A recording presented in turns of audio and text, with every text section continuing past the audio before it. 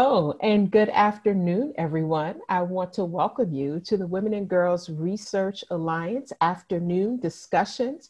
I am so excited to welcome you here. My name is Dr. Michelle Meggs, and I am the Executive Director of the Women and Girls Research Alliance. And I want to welcome you to our very first talk on Black girlhood and education. I want to introduce you to our host for this afternoon, Dr. Janaka Lewis, who is the Director of Women and Gender Studies, who is also an Associate Professor of English here at UNC Charlotte.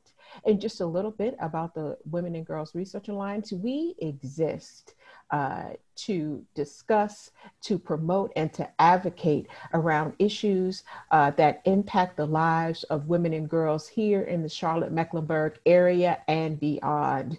We are committed to improving the lives of women and girls. So I want to go ahead and put that out there first before we jump right into this river of wonderful talks and fantastic discussions. So right now I'm going to turn it over to Dr. Lewis as she continues in this discussion and introduces our guests for today. Dr. Lewis. Thank you so much, Dr. Meggs. So good afternoon to everyone, and thank you for joining us for Black Girls in Educational Narratives, a back-to-school discussion featuring our distinguished panelists and also UNC Charlotte alumni, Patrice Wilson and Ashley Nickens. And before I introduce them, I want to thank the Women's and Girls Research Alliance under the direction of Dr. Michelle Meggs and with Dr. Megan Lee and Taylor Rauschenberg for coordinating and allowing this discussion to happen, and especially at this time. And I also want to thank everyone in the Charlotte community and beyond who I know will be part of this important conversation. And I know many of our educators are likely at work right now, but we are channeling all of the educational energy that is taking place in our area and across the nation. And then finally, before our introductions, I want to honor the scholar strike that's taking place across the country and even globally today, as we recognize the violence and police and community brutality that's taking place even locally in our own area. And I wanted to use this panel also as a form of teach-in response as we think about the violence that's taking place in our classrooms, sometimes intentionally and sometimes accidentally, but always impactfully. And so we have to recognize the impact of how our educational systems operate and what our role is in that. So with that, I introduce today's panelist. Ms. Ashley Nickens is an educator and story sharer born in Maryland, raised in Virginia, and made a woman in North Carolina. Her work is inspired by her ancestral connection to Southeastern land and centers Black femme spirituality and sexuality. She works with the hashtag Smart Brown Girl Book Club and is the founder of SISTORIES LITMAG, an interactive Black feminist literary magazine and community writing workshops. Ashley is a North Carolina teaching fellow alum and a 2020 resident artist at the Roll Up Charlotte. She earned her bachelor's in English education from the University of North Carolina at Charlotte and is currently working towards a master's in their liberal studies program. So welcome, Ashley. Patrice N. Wilson is an educator, language enthusiast, spoken word artist, and creative from Charlotte, North Carolina, native Charlottine. Patrice received both her undergraduate and graduate degrees from UNC Charlotte. Through her educational and creative pursuits, Patrice champions diversity, intersectionality, equity, communal connection, and understanding. Patrice believes that education and action, if used correctly, can be vehicles for sustainable growth and change within society. And I want to thank you both for being change makers in Charlotte and the community and for participating in this conversation. So as we begin, I want to just say briefly where the area of research came from as we think about the education and miseducation of Black girls. And of course, we're thinking about Carter G. Woodson's Miseducation of the Negro in 1933, where he talks about Negroes being taught to despise the race and despise themselves. He says that school has been places where Negroes, African Americans, must be convinced of their inferiority. And I'm thinking at the same time with my own research on Black girlhood narratives, on Zora Neale Hurston's Their Eyes Were Watching God in 1937, where she talks about Janie Crawford only seeing herself in pictures. She didn't realize she was Black in that moment of not even knowing who she was until she saw pictures. Skipping to 1970, Toni Morrison's The Bluest Eye was my background today, and I'm teaching Toni Morrison's Archives as a course this semester, and thinking about the violence against Nicola Breedlove's body in her home, but also how she's going into educational settings, taking that baggage with her, and the community becomes healing and becomes saving for her. But also, at the same time, the cases that have taken place recently in the United States. And of course, we're still thinking about the murder of Brianna Taylor on March 13th, 26 years old in Louisville, Kentucky. And her mother, Tamika Palmers, has said Brianna had big dreams that she wasn't able to fulfill.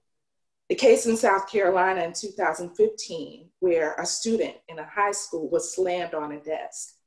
The case of a 6-year-old being taken into police custody just earlier this year, Kaya Roll in Orlando, arrested for throwing a tantrum in class.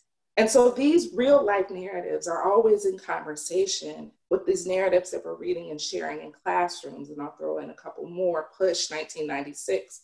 You might know the film Precious as well, where Clarice Precious Jones is put out of regular school due to sexual abuse by her father in pregnancy. And literacy, literature is what helped save her and give her community.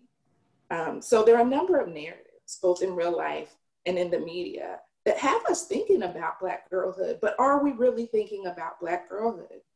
And so that's the reason for this panel today. We're thinking about our roles as educators, community educators, and what work we do both inside classrooms and in community spaces that help us think about Black childhood, Black girlhood, and freedom. And thank you, Taylor, for the reminder. Send questions as we go through our chat function. So with our panelists today, I want to think about the texts we choose, texts that speak to our lives, but how your experiences were shaped both as educators and in communities. And we'll go from there, and we will conclude with some presentations by our panelists and questions and answers for our chat. So first I want to ask Ashley and Patrice, what was your educational journey as a Black girl? I'll go ahead and start since you said my name first. So for me, I think I had a wide range of experiences growing up in public education. Initially, I had a very solid foundation that felt very supportive. I'm from Chesapeake, Virginia, and I grew up in a predominantly Black working class neighborhood. I walked to my high school that I went to for just a semester before I moved. My mom went to the junior high and high school that I went to. Some of my principals who were Black women and Black men were some of her teachers. And so it was a very, I felt supported in a way that I later in my educational career did not necessarily feel that same support.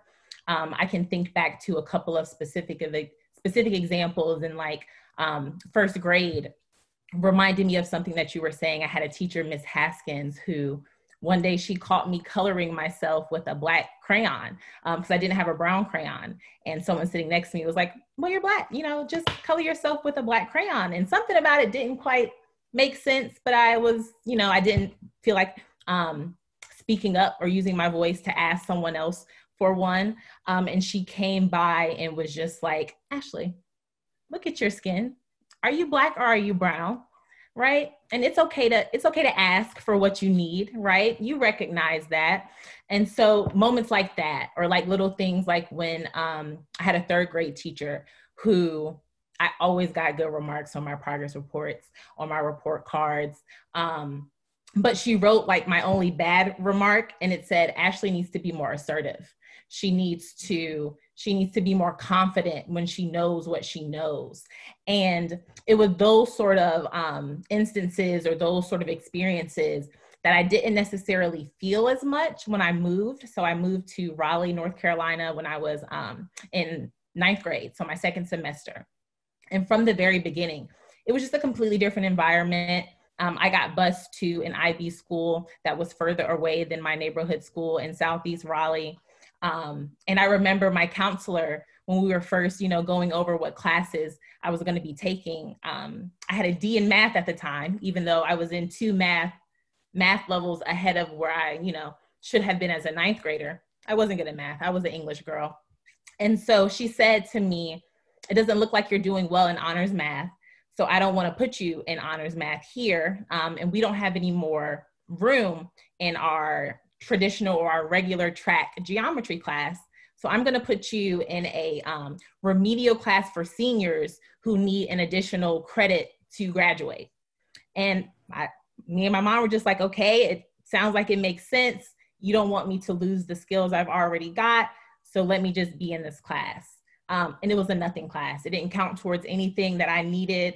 As soon as I walked in, the teacher said, "What are you doing here?" Because I was the only 9th grader. He was giving a quiz at the time and like grading them as we finished. And so he made an example of me from the first day, like, she just got here and she's doing better than you all already. And so I could just automatically tell that it wasn't the same sort of supportive environment that I was used to. And that was the sort of experience that I had throughout high school and a little bit in college. And that was also coincidentally when I stopped having, as many Black teachers. I didn't have any in high school once I moved to Raleigh, and only a few when I got up into higher education.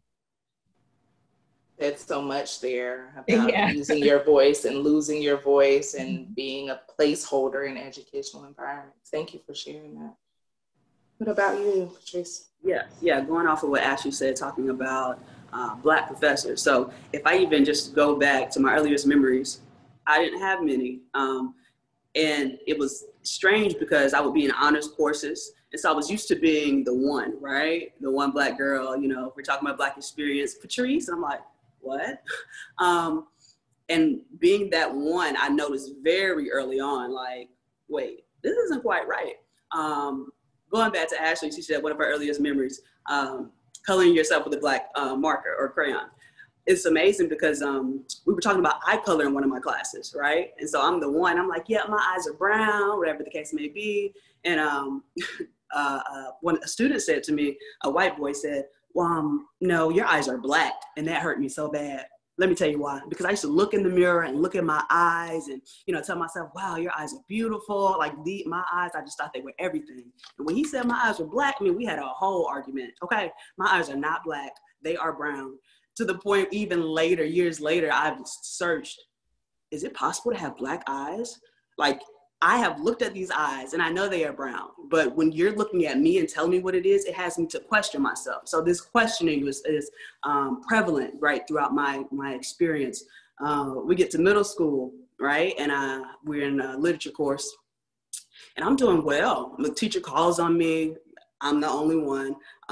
So I'm sitting in class, we take these quizzes. Now the boy beside me, he cheated, he did. And I did my best to hide my answers. But it was just so regular. I'm just like, all right, whatever, maybe an answer here and there. But I need to get my stuff down. I'm done. Bam, you can't see anything. Then one day, we both got called outside the classroom. Patrice, did you cheat? I said, no, I didn't cheat. The boy is over there crying. No, I wouldn't dare cheat. I didn't do. I'm like, Patrice, I'm gonna call your mother if you cheated. Go ahead and call my mama. I didn't cheat. I was so strong in that moment. And I'm not sure if she actually called home, but I do recall that I got moved, right? So I had to move because all of a sudden now I'm cheating. However, my grades remained the same. I bet she felt some type of way after that. But just that point in wondering, like, it's like I'm in this course, so I deserve to be here, but it's always suspicion, like, does she really deserve to be here? Do I really deserve to be in the room?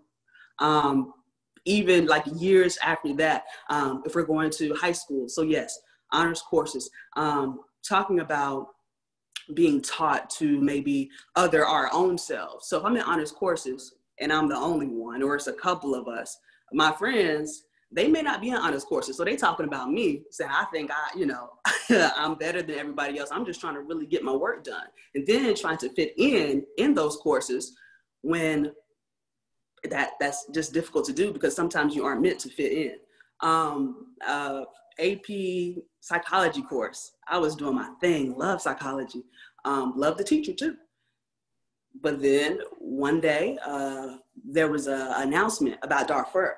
And so there was a student that sat behind me, and he said, why are you talking about kids in Africa? You know, why does that matter? I always talk about that every morning. You know what? I'm gonna take every Black person in this school and shoot them one by one, right behind me. So bam, hate crime. Me, I'm furious, trying to fight, ain't fought nobody. That's what that did to me. And so when I looked to my psychology professor, she couldn't help. I looked to my basketball coach. He was Black. He is the one who got it to where it needed to be for there to be some type of solution. I went to all these different people who I trusted, but someone who looked like me actually helped me to have a voice. Even going past that, so again, the same year, my senior year, I was in all these honors courses, love honors English, but very few teachers that looked like me. Then I had one by mistake. I was supposed to be in an honors course, but they put me in, you know, just the general course. And I came in there, I was like, oh, there's Black people in here. Okay, let's be up in here. You know, my teacher was Black, she was awesome. And then I recognized, well, I'm supposed to be in this honors course. And so they were like, well, go ahead and get in the honors course. So I worked on it, and they were like, okay, we're gonna go ahead and put you in there, you know, when you're ready on this day. And I said, you know what? I think I'll stay. And that was the best decision ever. Like, no one could really understand, why would you not just go to the honors course and stay in the general course? And I said, it was so much more fulfilling. My teacher understood me. My classmates understood me. And it's amazing because in that year, I grew so much, like personally, that in all the other honors courses that I took with all the other teachers, they were not able to relate with me. And so that growth was academic, but it wasn't personal. And that's very like needed if you're talking about education. Like, how do you actually connect? I love that teacher. I love her to this day. She is the bomb. Wow. You want to give her a shout out? Miss B. Miss B, yeah. I love Miss B. So you speak to the importance of having someone support you who looks like you and identifies with experiences, but also this idea of what happens in the classroom that's outside of the lesson, and that violence that can be done from peers. And a lot of times that's, you know, not what the teachers are picking up on. It's they're trying to, you know, prepare, do different things, but it still has that impact. And so just to follow up with this question, how supported did each of you feel by educators? Were there specific educators, those who shared identities? And also, what provides that support, or what provided that support for you? I'll go ahead and go. I actually, throughout a lot of it, didn't feel very supported until then I had Miss B, and then I started looking for people that looked like me, because I said, you know what, they may help me out. And that was actually very helpful, believe it or not. But I think that, you know, you're supported in your talents, but in the like multiplicity of your identities, intersectionality, you won't necessarily understand if you cannot identify. And so that's the support that's needed. Even during, you know, my secondary education time, like having someone, because I taught Spanish, right? So having someone that looks like you that's speaking Spanish, it's like, nah, you didn't learn. There's no way. Where are you from? Be honest, right? And then it's like, no, I did. And you can too. That representation is so important. And I think that above anything is the first step to feeling supported. And then the actual personalization, like, wow, you are a person. You had hardship before you got here. Wow, that's huge.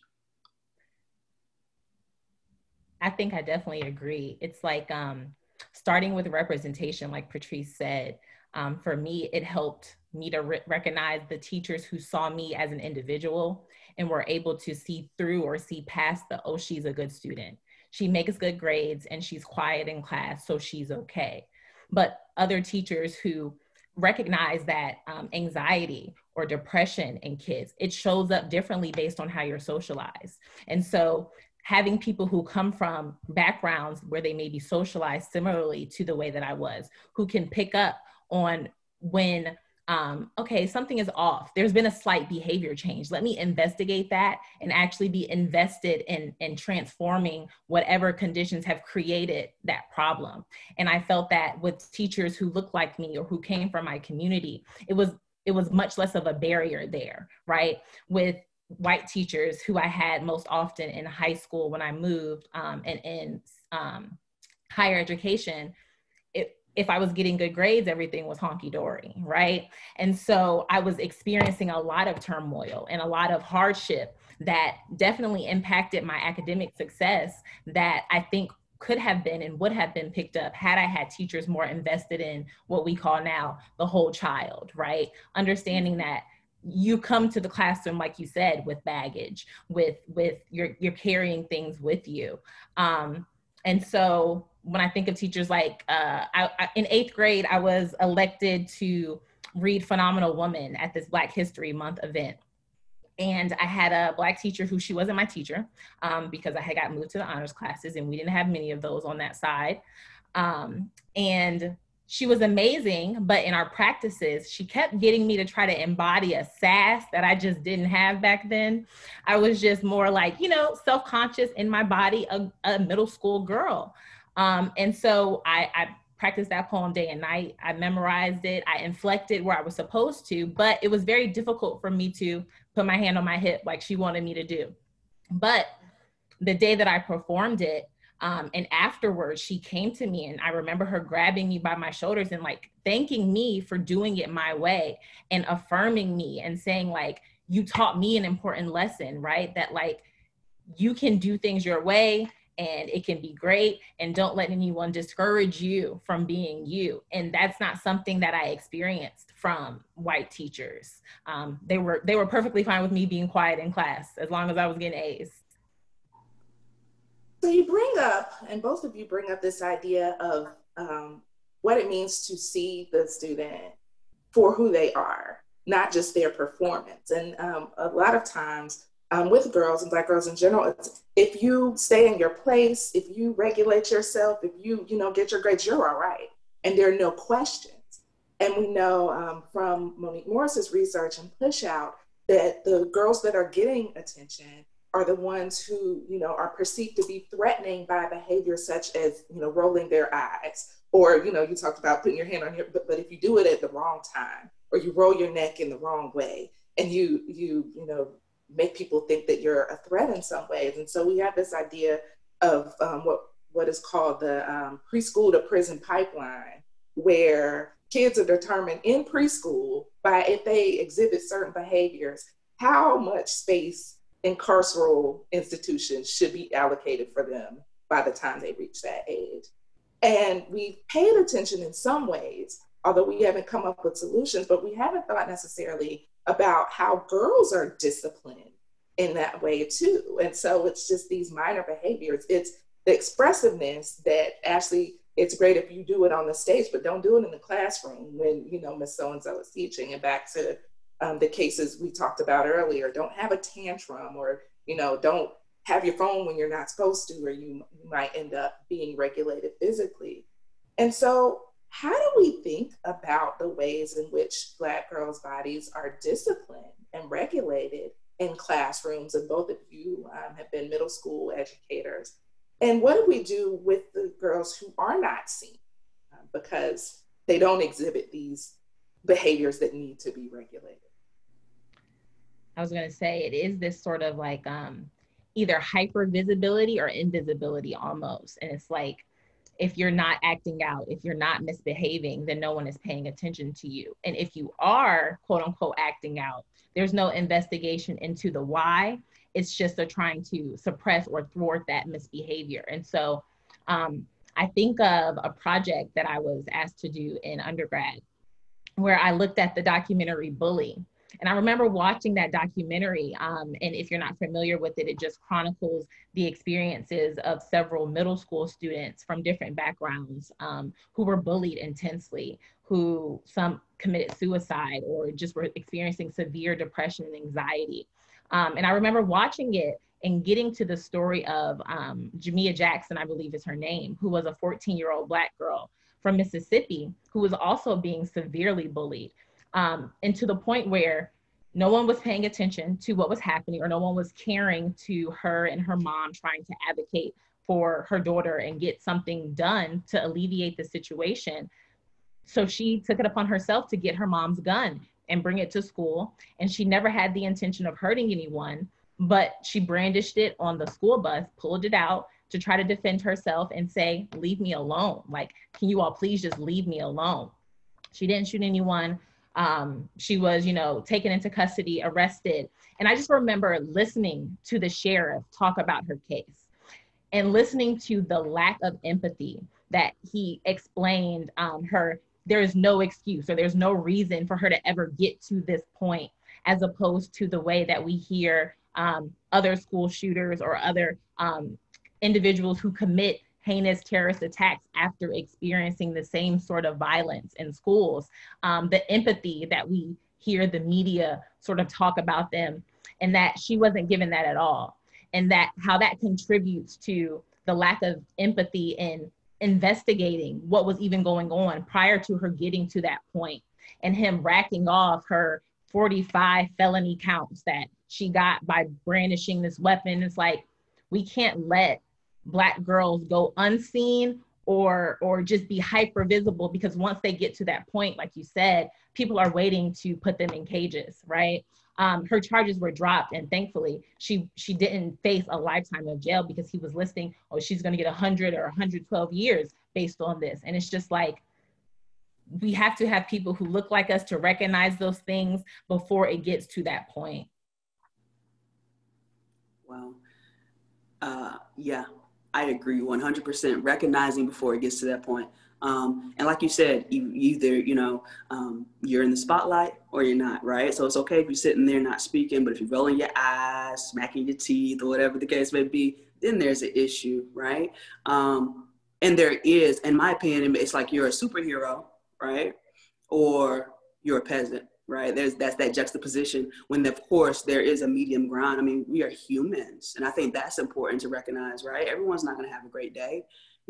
Everyone's not going to be cheery, chippery. So you're talking about being able to, have that experience. Someone who maybe has a similar experience as you can look like, hey, Patrice, are you okay today?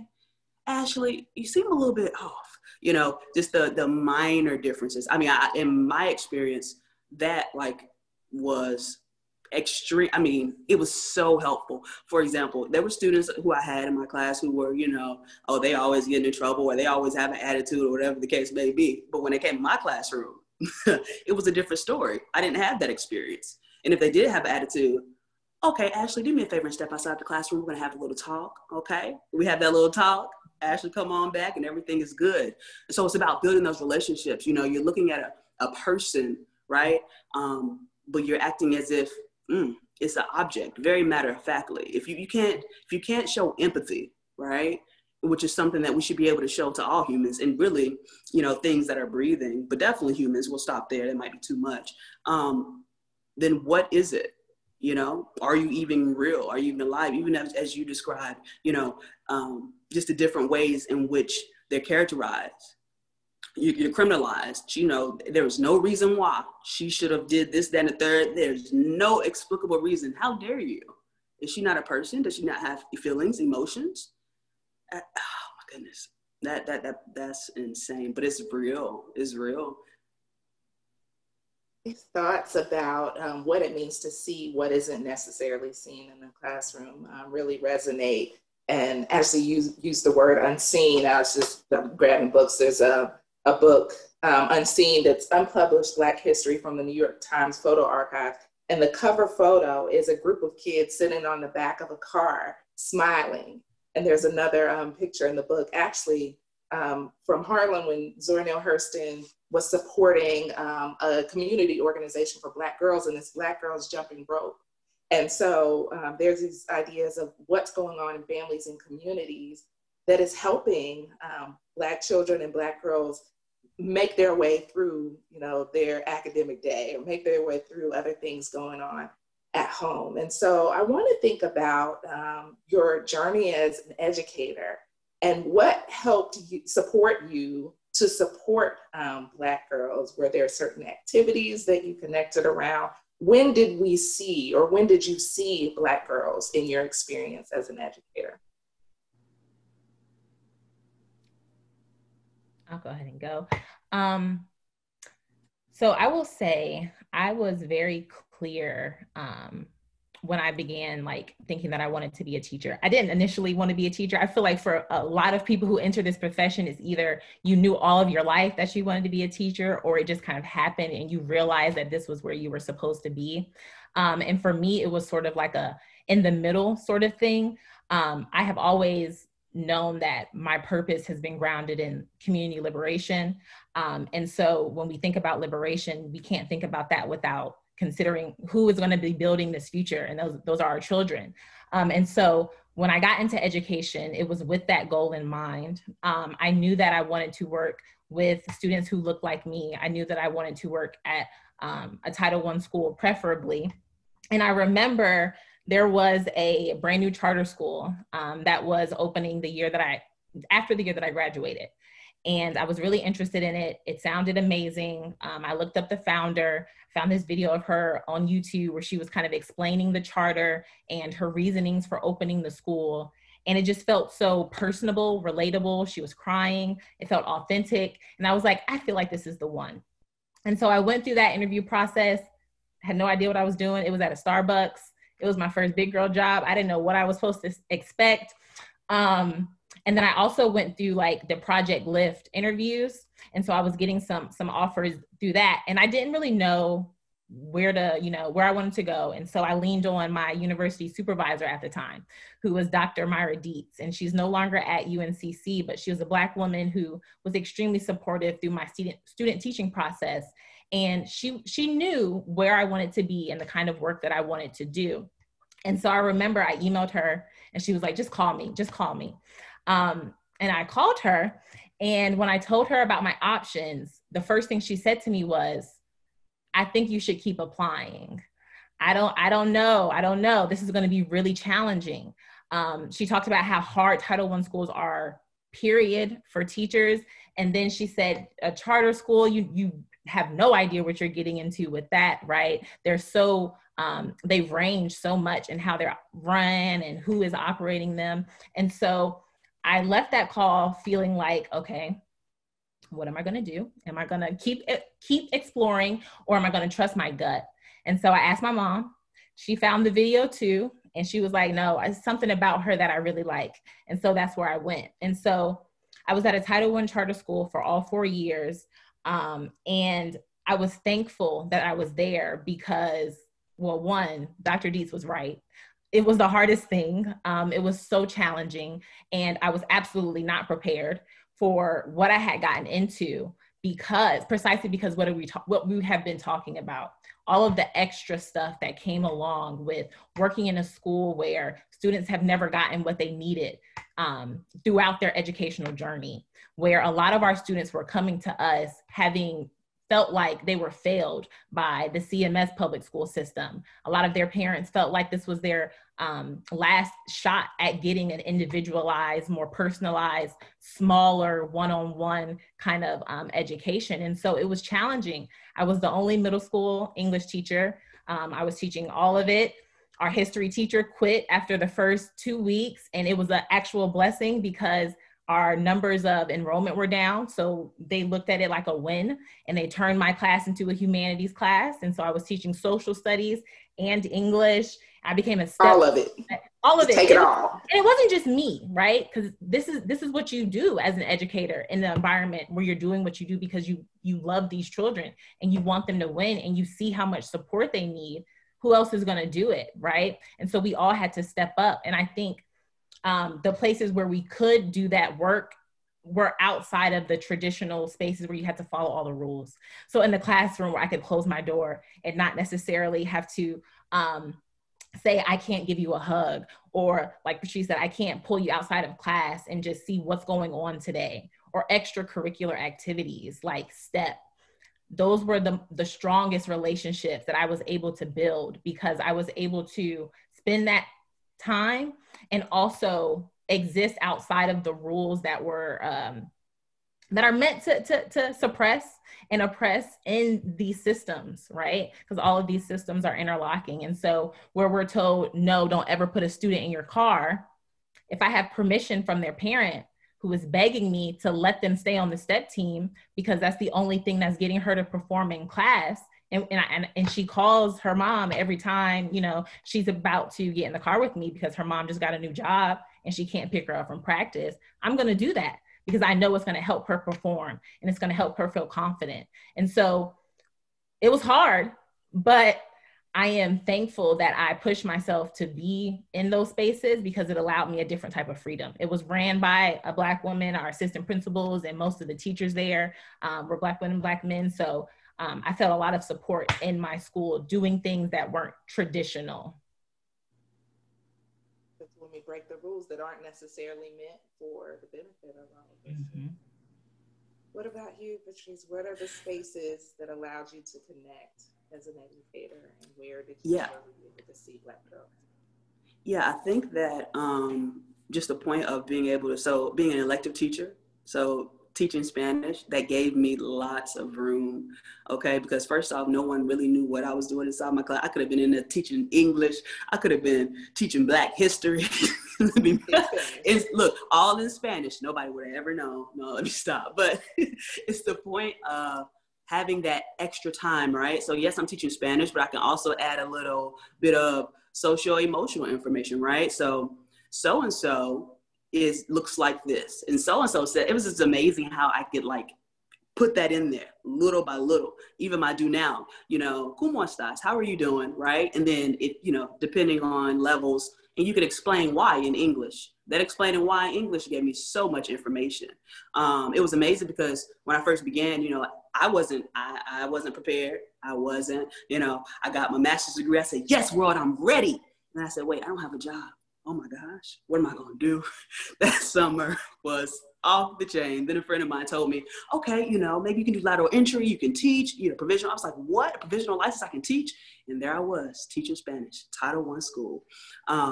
That was an experience. But aside from that, the point of giving them opportunities to speak about themselves. I recognize in other courses, they didn't have an opportunity. So very early on, you know, I'm like, okay, how are you doing? And it's like silence. I'm like, okay, so I'm asking you questions about you. Do you all not get asked about yourself? So it was very interesting, the response. And I think too, what I recognize, you know, I learned a second language, you know, different things that you have to battle. I recognize that in learning Spanish, I was also teaching English. I recognize that a lot of my students, the levels in which they were on were not, just from an English basis, were not even sufficient. I'm trying to figure out, okay, so you're in this course and they're expecting this of you, but you're still maybe in an elementary level. So first, like, goes to my mind, like, what were those teachers doing in those classes? You should not be in middle school and not be here at this level. Like, what happened? What happened? I mean, I think that's the system. Like, there's no reason that a child should be at a certain level and be expected to do these different things, but they weren't given the foundational blocks to get there. So it tripped me out. One of the first things, I was teaching adjectives. And I said, an adjective. They said, what? What's an adjective? I said, you know what an adjective is?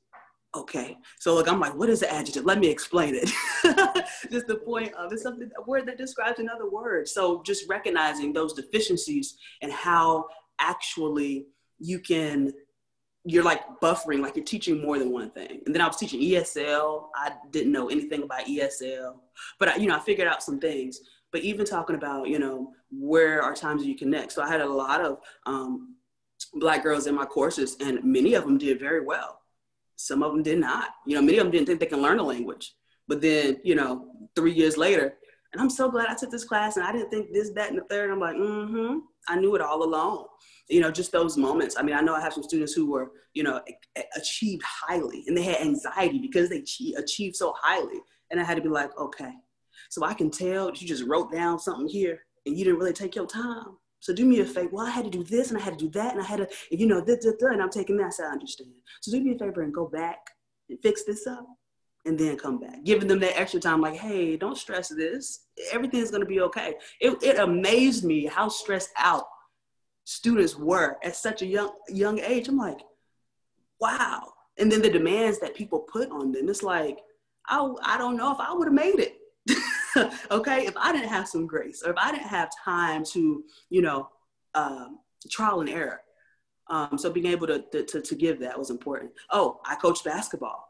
So I had a lot of young girls that last year. Wow. We didn't win not one game. Okay. It wasn't because of talent. It was not. It was because people were having issues with their grades. It was because people were having issues, with behavior. And I do behavior in quotation marks because those same things happened in my classroom. It wouldn't have been an issue, but I understood. So a lot of those students, I was told they shouldn't be on the basketball team. No, they're not basketball material. They're not student athlete material. And I was like, okay, but I still give them an opportunity. It was amazing by giving people opportunities, chances. You're looking at that behavior and they didn't do this and they didn't do that. But when they get an opportunity to do something that is like cultivates community, right? Where someone actually believes in them. It was amazing. People's grades going up, people's behaviors, better. A couple people still got into some trouble, so they couldn't be on the basketball team. But even after that, like, Miss Wilson, I'm so sorry. I just messed up. I'm like, I know, you were doing well. We're going to miss you in the last couple of games. But even that, I think just giving people, opportunities, chances, especially children. Mm-hmm. You're still growing, learning, developing. How dare I label you and that be that? That's so inappropriate. And part of the problem is that we deal in labels. We do, you were remedial, you were, gifted, or you were, just regular, and, the attention can be different. This incorporates a couple of questions that are coming up in the chat. What types of support did you get as educator? Somebody wants to know, did you work with a PTA or PTO? Did they offer any support? But also a different question is, what about teachers who don't look like them? What kind of support could they offer? And I want to bring this up now, but then we'll circle around to more questions later. Support you got as teachers. What about those who don't look like you, or the Black girls? Okay, I was going to say in reference to the PTA and PTO, we didn't have that. The parent involvement actually wasn't very high. And actually a large population at my particular school was Latino. So they recruited me. So you're doing so many different things outside of the classroom to, host parent engagement, activities, these different things. So I'm out there speaking Spanish, getting parents, things that actually get them to connect, but that has to be built. And I think if we had maybe more support, and we're talking about Title I, but I get it, because your parents had work. Your parent worked the third shift, okay? Your parent got 2 jobs, and you probably got about 8 siblings. And when you go home, it's just so many different, I guess, layers to that I think if we had a PTA or a PTO at my particular school, it would have been completely different. I don't know, Ashley, what was your experience? I think our parents, it was similar. Our parents were extremely supportive when they could be, right?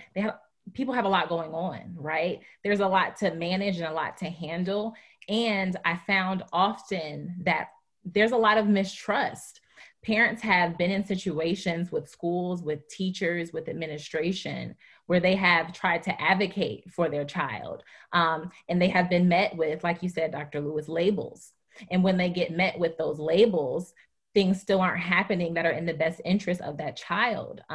We spoke about whether or not we were prepared, and I entered a 6th grade classroom having no idea what to do when half of my class, half of 24 students, had IEPs, and I had no, teacher, no inclusion teacher, no special ed teacher to provide support. And then asking if these students actually needed these labels in the first place, or if they had just continuously been passed along and missed opportunities to get the support that they needed. And so I think that communities of support that are outside of just who is in public schools every day, right? Having people that are part of the community, especially in schools where there may not be large populations of teachers and administration who look like the students that they serve. Having individuals from those communities being a part of daily activities, if that's possible when it is. Because like I said, our parents and grandparents and aunties, they wanted to be involved. And when they were able to, 9 times out of 10, they were there, especially if we had food. If we had food, we could get people. Dog night. So yeah, I'm not sure if that answered the second question. I wasn't sure if it was like, how can the students feel supported, or how can the teachers who don't look like those students feel supported? Well, more so how teachers who don't look like the students can support them as well. And I think y'all have started to speak to that. I want to get to 2 more topics, and then we will open up. But first, we're dealing now in a moment that is unlike any moment that, at least in my lifetime, I've seen, as we're thinking about the COVID-19 pandemic, but also the racial awareness of violence, anti-Black violence that has happened for centuries, but that students in the classroom may just be understanding while they're, learning to learn online, and while they're, trying to figure out what it looks like to not be in the classroom.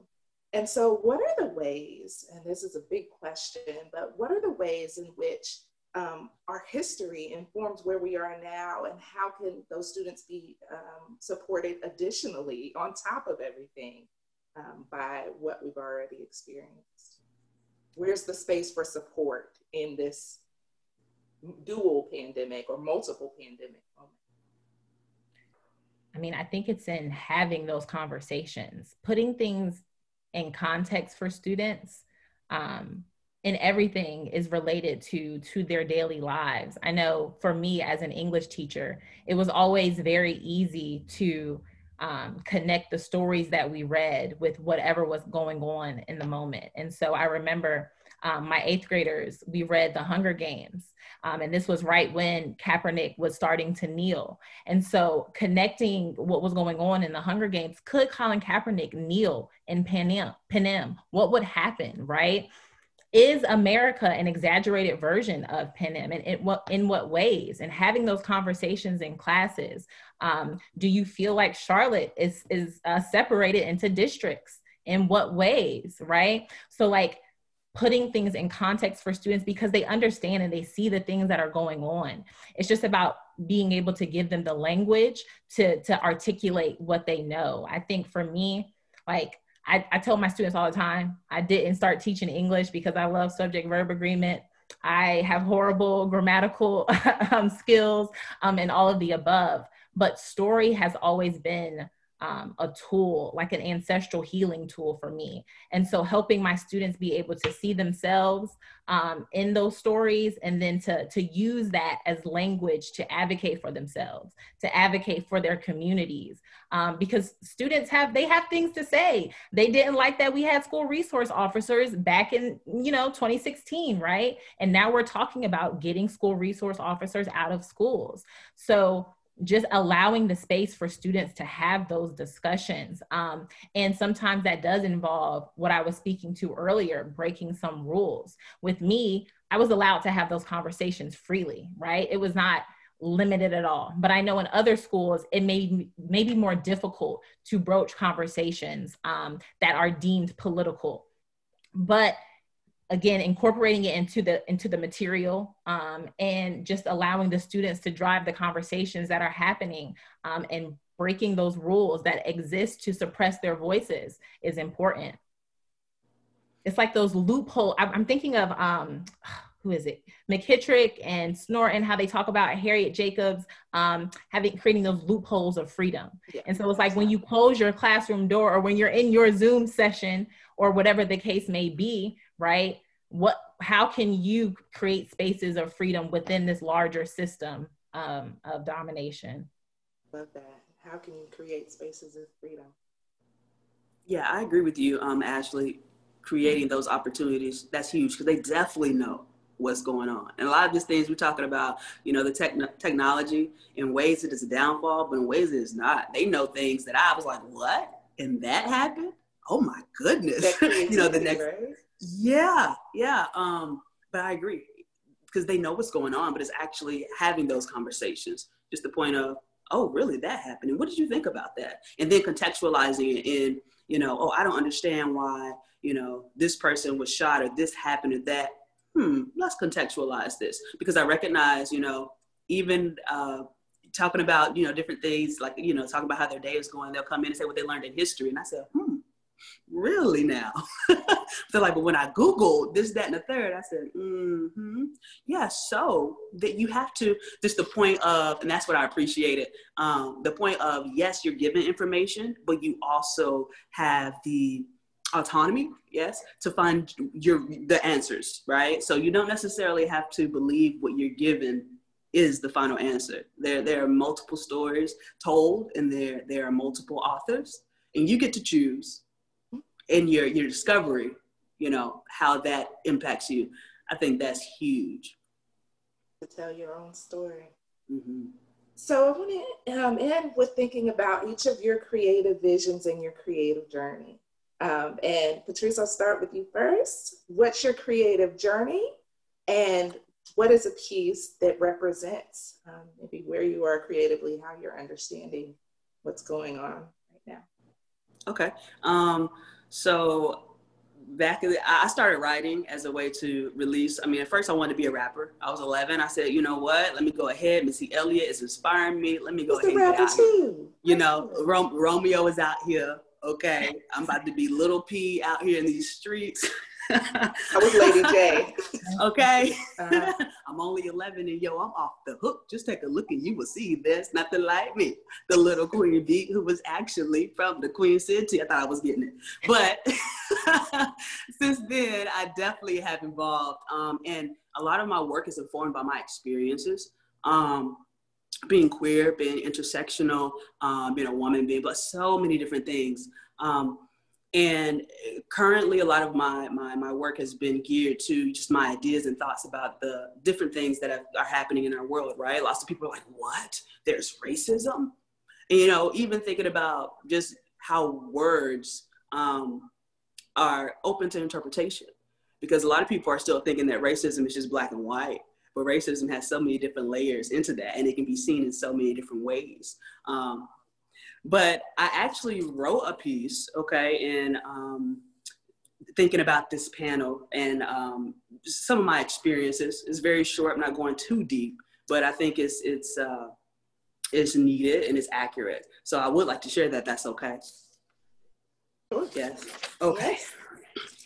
All right. So I don't even normally title things, but I titled this. Its title is Room. Okay, Room. To the Black woman that used to be a Black girl, or should I say, to the Black woman within whom the young Black girl resides, you deserve to be in the room. Without hesitation and without second guessing. Ignore the heads that turn when you enter the room. It is your radiant energy that intrigues them.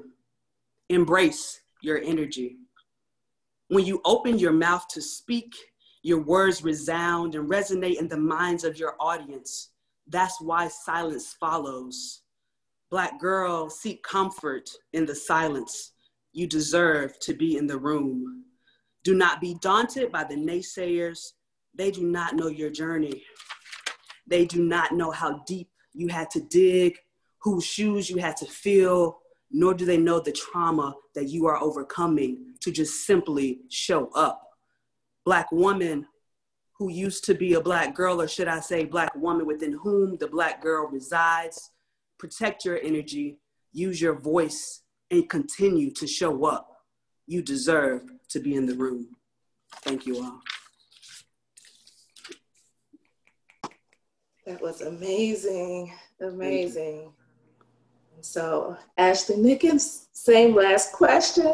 Talk about your creative journey and share, if you'd like, a piece that represents where you are now.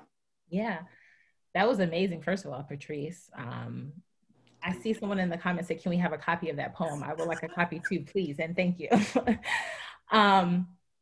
So for me, my journey as a creator has been one that has always connected back to what made me teach in the first place. And so I think Chadwick Boseman actually, he said something at, I think it was Howard's at graduation, and I saw a clip of it where he spoke about how purpose crosses disciplines. And I think that as I got into my last years of teaching, I felt myself stifled, or I felt my purpose being stifled by the by the rules that we were up against. We grew our students so much in those 4 years at that school.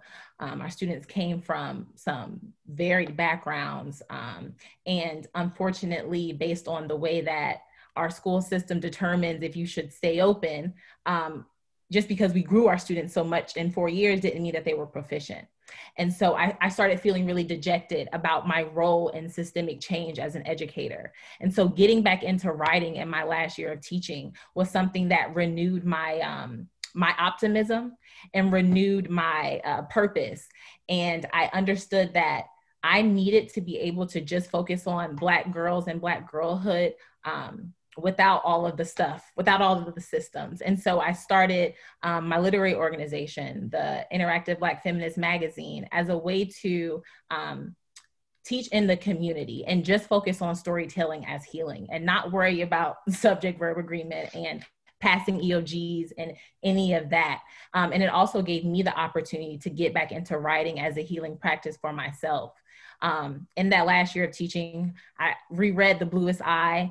I got a tattoo of the Bluest Eye that year, and I committed myself to using storytelling in this way. And so the piece, I didn't write a piece for this because I'm not as great as Patrice, but I wrote something in that, I wrote something in that last year of teaching that I think represents the transition out of me being an educator in that sense and into how I'm trying to live through my purpose now.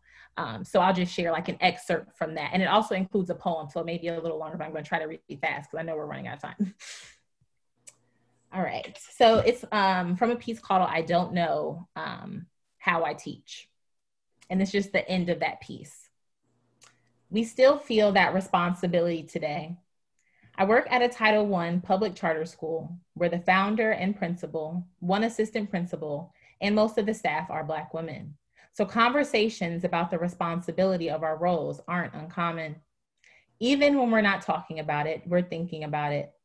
We're thinking about it when the mundane tasks that come with systems and bureaucracy seem overwhelmingly distracting. We're thinking about it when the natural difficulties of working with adolescents who are by nature Sour Patch Kids are coupled with the unfair effects of generational poverty, and they have made us want to scream, curse, cry, and pull out our hair. Moreover, we're thinking about it when people ask us, how do you do it? Mostly because the how is less important than the why, because you can do almost anything from the power of responsibility and love. The why, the thing that gets me through the day, are the little moments, however few and far between they may seem, where I can see clearly the effect of that power. Instances that show me that my students are being equipped with the knowledge they'll need to survive. When I see subtle shifts that I know will transform their life's trajectory in major ways. And the moments when I can see their confidence growing to that place it needs to be in order to thrive and live boldly in a world that would prefer them quieted into submission. Within these moments lie the answer to the how question that I can never fully express when asked, because there's no way to do so without also retelling and explaining those intimate moments. Elizabeth Alexander writes about one of them in her poem, Tina Greene, which tells the story of a wordless interaction between a little Black girl and her only Black teacher. Tina Greene, small story, hair story, Afro-American story, only Black girl in my class story, pre-adolescent story, Black teacher story. Take your hair out, they beg on the playground. The cool girls, the straight and shiny girls, the girls who can run. Take your hair out, they say. It is Washington hot. We are running, I do, and it swells, snatches up at the nape, levitates, woolly universe, nodding, fleece zeppelin, run. So I do, into school, to the only Black teacher I'll have until college, the only Black teacher I've had to that point, the only Black teacher to teach at that school full of white people who tell the truth I love, the teacher I love, whose name I love, whose hair I love, takes me in the teacher's bathroom and wordlessly fixes my hair perfectly, wordlessly fixes my hair into 3 tight plaits. I read this poem for the first time in college and appreciated it then, but it was only after becoming a teacher and rediscovering the piece that I fell in love. If someone had witnessed the scene, they'd probably chalk it up as insignificant, but they'd be missing the intimate connection and understanding Alexander is so beautifully able to capture. This interaction reminds me of so many other seemingly insignificant moments of tenderness and understanding that I've experienced over the last 3.5 years. Last year, the group of kids I taught in 6th, 7th, and 8th grade had their promotion ceremony. I helped my girls get ready in my classroom, pinning hair and caps in place, adjusting gowns, trying to get pictures to capture our excitement. I cried like a baby as soon as Pomp and Circumstance started playing. We shared so many of those moments over the past 3 years. They fueled me. This year, they're 9th graders, and many of them stopped by to visit me on their way to the high school hallway after they've gotten their breakfast. They come to talk, let me know they got a good grade, or just to get a hug, and I'm given a little more fuel to get me through the day. And if that day happens to be a hard one, as they often are, and if someone happens to ask me, how do you do it, like they sometimes do, I suppose I can remember one of those moments and admit that I don't know how, I just know why. Thank you for sharing that very powerful expression. And you do right, you right. So as we end today, there are a number of stories that we aren't able to touch. There were questions about gifted identification with students, how to protect their emotional, mental, and social health. There are questions about private school students. And so we can't touch all of the stories, but I hope that these conversations continue. Another text, Dee Rees Pariah, the film that looks at a queer Black girl and the support she does or doesn't get at home. And so hopefully this panel is just a start to this conversation about all the many stories of Black girls, how they need to be protected, how we need to protect them, and how their educational systems need to protect them too. So I want to thank our panelists. I want to thank everyone who participated. If you wouldn't mind putting your information, how to find you, how to follow you in the chat so our panelists can see. And I will turn it back over for any final words to Dr. Meggs. I just want to thank our panelists and you, Dr. Lewis, for facilitating a fantastic discussion. Thank you for sharing your gifts of poetry and insight of your own personal history. Thank you for reminding us that representation matters. Thank you for reminding us of the canon of Black women's literature and how critical that is. I want to thank everyone who attended today for our first and in many discussions. I want to invite you to join us next month on October 13th. We will host a discussion on breast cancer with Dr. Monica Sarney, who is in the Department of Public Health Sciences, who will also be joined by Dr. Julie Palmer, who's the Boston University School of Public Medicine. That will be October 13, 2020. And we also want you to mark your calendars for March 10, 2021 for our summit. The title of our summit is Recovery and Discovery Women in a Dual Pandemic. This will be our first virtual summit. So we want you to mark your calendars for that date. Registration and additional information will be forthcoming again. Thank you so much for joining us. I also want to thank our postdoc, Dr. Mei-Ying Lee, and also Taylor Rauschenbusch for all of their hard work and making sure that this went over without a hitch. Thank you to everyone so much. And we look forward to seeing you again next month, again, October 13th for our next discussion. Thank you to everyone. And we wish everyone a wonderful afternoon. Thank you all. And shout out to the UNCC alum and my former students. I see some in the chat. Thank you all. Bye-bye, everyone. Thank you.